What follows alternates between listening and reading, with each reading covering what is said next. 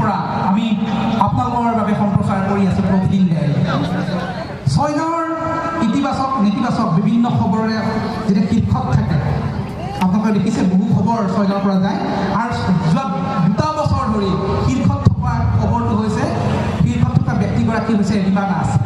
ছয়গাঁৱৰ জীয়ৰী ৰীমা দাসে যি অস্কাৰলৈ বুলি বাট মেলিছে, সেয়া সকলোৱে দেখি আছে। সমগ্ৰ ৰাজ্যবাসীৰ শুভেচ্ছা আছে। আজি ৰীমা দাস আমাৰ লগত নাই, কিন্তু ৰীমা দাসৰ ভিলেজ ৰকষ্টাৰ্ছৰ বহু শিল্পী আমাৰ লগত আজি উপস্থিত আছে। সেই শিল্পীসকলক আজি পুনৰবাৰ দেখুৱাইছোঁ। ভিলেজ ৰকষ্টাৰ্ছ তাৰ পৰৱৰ্তী পৰ্যায়ৰ ছবি বুলবুল কেনচিলত তোমালোকে আছে নহয় জানো? ধন্যবাদ জনাইছোঁ। খুব এটা ডাঙৰ যি মহৎ এটা কামৰ লগত তোমালোকে জড়িত হ'ব পাৰিছা এইখিনি বয়সত, সেয়া সঁচাকৈ গৌৰৱৰ বিষয়। তোমালোকে বহুতে হয়তো অনুভৱ নকৰাকৈ তাৰ অংশীদাৰ হৈছা। আমি সকলোৱে প্ৰাৰ্থনা জনাম যি যাত্ৰা ৰীমা দাসৰ, সেই যাত্ৰা থমকি নৰয় আৰু সঁচাকৈয়ে যেন অস্কাৰ লৈ অসমলৈ উভতিব পাৰে ভিলেজ ৰকষ্টাৰ। শুভেচ্ছা আছে। অনুষ্ঠান যথেষ্ট বাকী আছে। নাগাৰা নামৰ দলেদি যথেষ্ট সময় পূৰ্বৰে পৰা তেওঁলোকে সাজু হৈ আছে। আমি অকণমান নাগাৰা নাম উপভোগ কৰিম। শেষৰ সময় কম আছে, সময়ৰ প্ৰতি লক্ষ্য ৰাখি গোসাঁই গাম আমি হয়। প্ৰথমে পাঠকৰ পৰিচয় দিলোঁ। মোৰ নাম প্ৰভাত চন্দ্ৰ দাস, পৰিৱেশ প্ৰহ্লাদ দাস। নাম ছয়গাঁৱৰ, আমি গোটেই ছয়গাঁৱৰ, আমি ছয়গাঁও গাঁৱৰ শিল্পীটো লগাইছোঁ।